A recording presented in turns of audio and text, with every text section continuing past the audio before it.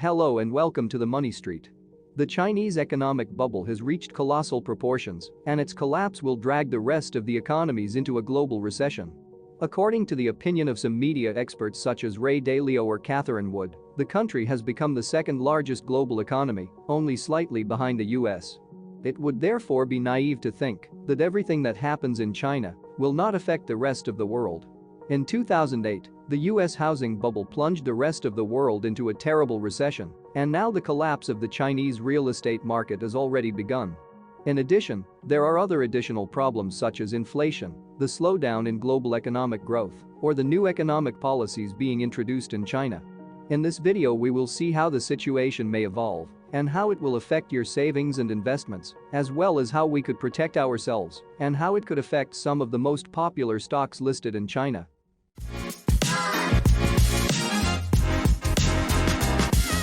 China has been one of the greatest economic miracles of the last 30 years, leading global economic growth, creating a powerful middle class, and lifting more than 600 million people out of poverty. Such has been China's economic growth that, according to experts from the International Monetary Fund, it is estimated that China will surpass the United States in the next 5 years. However, as many experts say, this engine of the global economy could be coming to an end for the reasons I am going to show you below. China is going through several problems. In fact, the most serious of them is the real estate bubble. The Chinese government has declared war on this sector and has stated that housing is made to live in and not to speculate. Historically, it has been very difficult to control these real estate bubbles without causing an economic collapse. That is why it is of vital importance to know the size of this real estate bubble in China, given that it has already begun to collapse. Real estate bubbles are the most dangerous of all bubbles, mainly because they involve a lot of debt in the form of mortgages or construction loans. In the case of Spain, 14 years after this real estate bubble burst, the country has still not recovered. Even in the US we already know what the terrible consequences of 2008 were. A very easy way to detect real estate bubbles is to look at what percentage the construction and housing sector represents of the gross domestic product of a country, as in this case China. In the following graph obtained from the Rogoff consulting firm, you can see how construction represents almost 30% of the Chinese economy, a level never seen before in any country. In fact, in this graph you can also see how the Spanish bubble represented 25% and the consequences were terrible. Another very easy way to detect real estate bubbles is to measure how many years of average salary it takes in a given city to buy a standard house in that same city. In this respect, China is also a world champion for having some of the most expensive cities in the world, ahead of places like New York, Sydney, or London, which are not exactly famous for having cheap houses. If you are enjoying this video and want to be aware of new videos, subscribe to this channel and turn on notifications. In the following graph you can see the tremendous overvaluation of the Chinese real estate market. In the Chinese cities of Shanghai, Beijing, Shenzhen, and Hong Kong it takes 40 years of average full salary to afford a house, compared to places that are already considered very expensive, such as New York or Paris, where it takes on average 12 to 16 years of full salary. In China, it is a cultural thing to invest savings in real estate. This, together with the very high yields that have been in this market for the last 20 years, means that 80% of the savings are submerged in this real estate market. I am going to give you a piece of information that I find chilling about the speculation that is taking place in the Chinese real estate market. According to this graph obtained from Bloomberg, only 30% of the new homes sold in China are for living in. However, the other 70% of the market is destined for investment or speculation directly, which would be the sale of second and third homes. For this reason, the government of Xi Jinping in China has declared war on the real estate sector, introducing new regulations that are creating a collapse in this market. The government has declared that housing is for living in and not for speculation. However, it is a difficult task to end this bubble without creating an economic collapse. It would be like trying to stop a train that is already moving. Another popular phenomenon occurring in China, as in other real estate bubbles, is what is known as ghost cities, which are large urban projects built in the middle of nowhere where no one wants to go to live. However, supported by local governments thirsty for new taxes and construction companies eager to sell these homes to new investors, they have created these mega projects without the expectation that no one will live there. The Chinese government is very opaque, and surely the real figure will be much higher, but it is estimated that in China, there are more than 65 million empty homes, which is equivalent to 20% of the entire annual real estate supply. This, to put it in perspective, would be like giving a house to every inhabitant of a country like Italy. The collapse of the Chinese real estate market has already begun. In fact, in the past month, many builders have reported sales declines of more than 50% from a year earlier. China's largest builder, Evergrande, has just declared bankruptcy, and other major builders, such as Sunit, have reported sales declines of more than 70%. Before looking at the possible consequences of this collapse in China, we need to understand the size that this real estate market has reached. In the following graph you can see how the Chinese real estate market has a market value of $50 trillion. To put this bubble into context, you can compare it to the size of the US real estate market, which is half that, $25 trillion, despite being a larger economy than China. Historically, whenever there have been problems in China, to solve economic crises, they have played the card of low manufacturing costs and exports. However, that has now changed, and it is no longer cheap to manufacture in China. Many companies are moving their production lines to other locations closer to demand, and also to avoid the supply problems that are currently occurring.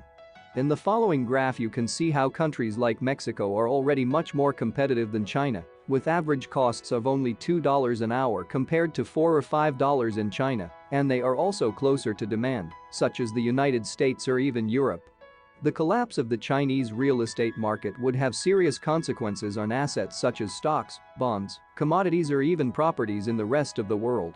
The famous investor Ray Dalio explained the following in an interview. There are no safe places to invest. There are serious debt problems due to bankruptcies and restructurings, along with the real estate and stock bubble. We are seeing negative forces affecting economic growth. If a global recession occurs, the most affected stocks would be those of the most cyclical sectors, such as the banking sector, the transportation sector, the chemical sector, and of course the construction companies. On the contrary, stable consumer companies, or even some technology companies could be the least affected in this kind of scenario. A very popular sector to invest in during the last few months has been the energy and commodities sector. But let's not forget that China has been the largest global consumer of commodities and energy in recent years, so a possible decline would have a serious effect on these sectors. In fact, in the following graph you can see how China consumes an impressive 60% of all cement produced worldwide, the 50% of all copper, the 50% of all steel worldwide, despite the fact that it only represents 15% of the entire global economy. Similarly, some expert investors advise betting against the Chinese stock market, but this is not recommended for the small investor due to the complexity and high risk involved in these short bets. A common question asked by many investors is how the potential crisis could affect many of the most popular stocks listed in the US with Chinese origin, such as Alibaba, Baidu, or JD. Alibaba trades in the US under ticker BABA at a price of $90 per share. Alibaba is the leading Asian e-commerce and cloud computing company, so if there is a slowdown in the economy, it would inevitably be affected in its fundamentals. Recently, this company has been vetoed by the Chinese government due to statements made by its founder against this regime, causing the stock to collapse from almost $300 to just $100. It seems that the company has understood the message that the Chinese government wanted to send, and recently the tensions between the regulator and the company have been ironed out. As you can see in the following graph, it is trading at a valuation well below its historical average, and it is estimated that it can continue to grow at a rate of over 10% per year. In fact, it is trading at lower valuations than its American counterparts such as Amazon. It is important to remember that the risks of investing in remote regions such as China, Russia or emerging countries has a higher risk due to the lack of political or regulatory stability. This is why they should always represent a small percentage of an investor's portfolio. The next company that is very popular among investors and of Chinese origin is Baidu, which trades in the US under the ticker BIDU at a price of $130 per share. The easiest way to describe Baidu is as the Google of China, a company with high growth and an extraordinary competitive position, and which does not have the same regulatory problems that Alibaba is suffering from. According to TKR data, it is estimated that its profit can grow at 15% per year over the next 4 years, going from 60 yuan to over 100 yuan, which would equate to earnings per share of $14 per share, leaving the stock trading at less than 10 times forward earnings. In fact, its average historical valuation is usually around 23 of those annual earnings it produces. Yet it is currently trading for only 16 times earnings. Another easy way to invest in the Chinese stock market, either for or against that market, is through ETFs. In this case, we have the CSI China Index ETF, which trades in the US under the ticker QUEB at a price of $30 per share. We can see how this ETF has dropped in price from an impressive $100 to less than $30, which gives us an idea of the magnitude of everything that is happening in China. At this point, it is important to remember that there are always going to be economic downturns. This should not hold you back when it comes to investing.